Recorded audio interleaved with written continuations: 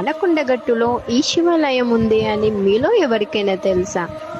ఈ శివాలయంకి వెళ్ళాలి అంటే శ్రేయన్ హోటల్కి ఆపోజిట్ సంధిలోకి వెళ్తే లార్డ్ కృష్ణ స్టాచ్యూ వస్తుంది. అక్కడి నుండి లిఫ్ట్ తీసుకుంటే మ్యాక్సిమం ఒక 2 కిలోమీటర్స్లో అలా వెళ్ళాలి.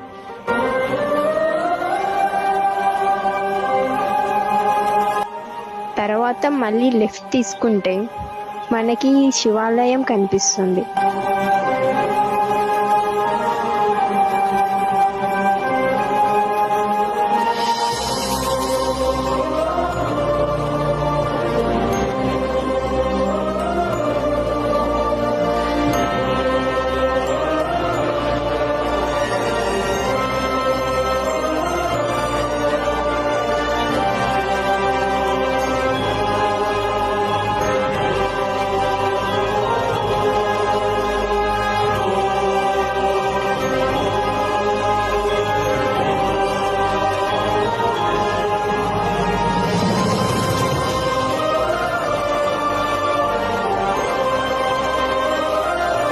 అప్పట్లో ఈ శివాలయంకి చాలా పూజలు జరిగేవి అట.